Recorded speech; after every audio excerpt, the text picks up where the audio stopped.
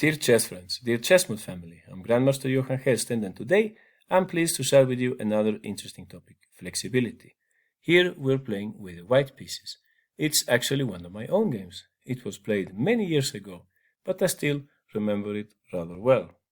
As you can see, white has sacrificed a whole piece and even 2 pawns in order to start a strong attack. The black king is dangerously stuck in the center, and also we can see that black's development in this game is really slow.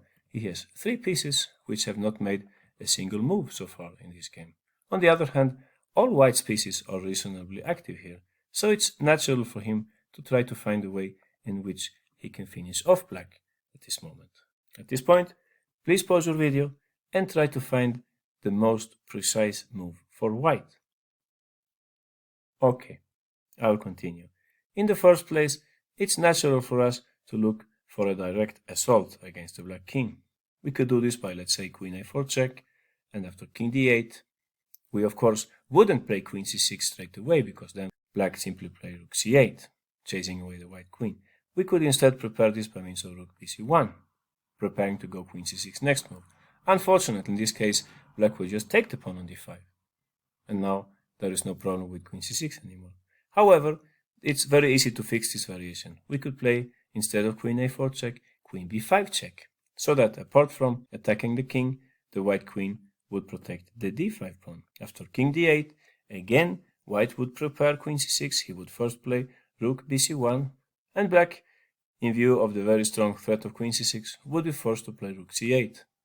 After rook takes c8, king takes c8, queen c6 check, king b8, rook c1.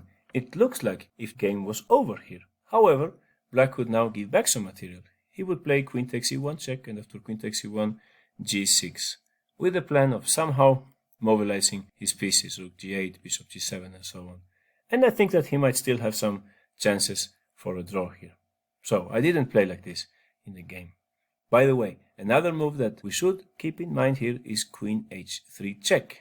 This is another angle from which the white queen could attack the black king.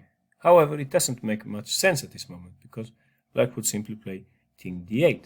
But it's a good move to have in the pocket, so to speak, the check on h3. By now, I'm sure that you already know which is the best move for white here.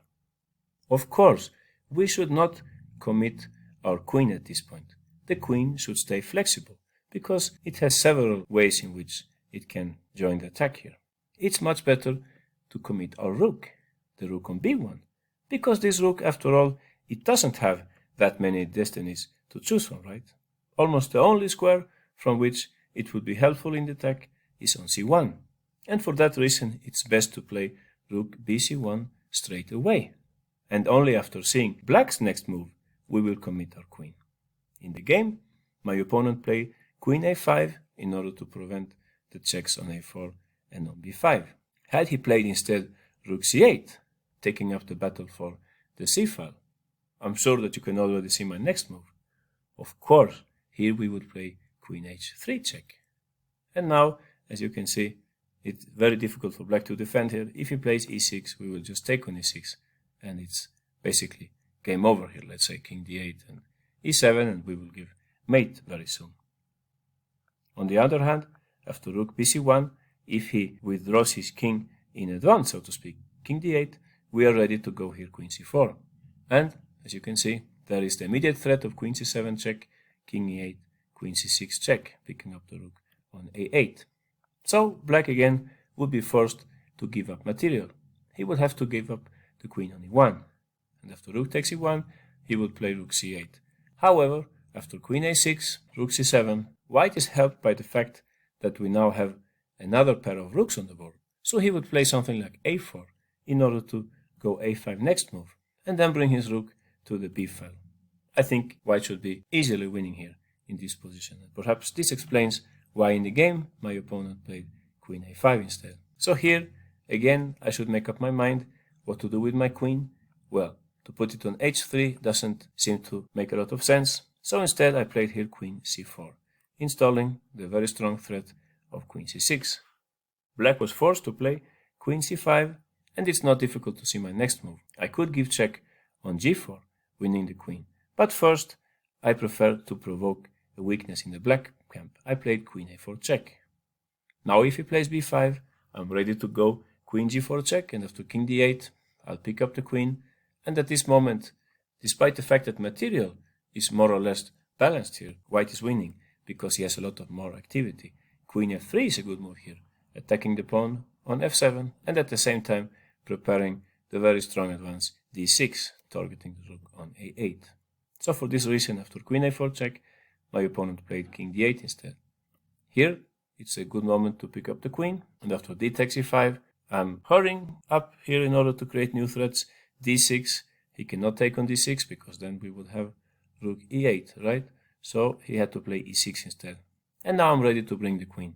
Queen c6, threatening to take the rook or give check on c7. He had to play rook c8, and after queen b7, white soon won the game.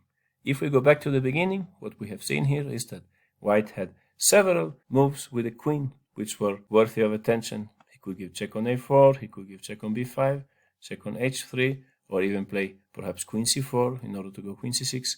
However, it's much better for him to first play the flexible move, rook bc1, because this rook was not doing anything else, and it's actually white's most passive piece at this point. So it makes sense to first commit the rook, and only then we will wait for black's next step, and only after that we will commit our queen.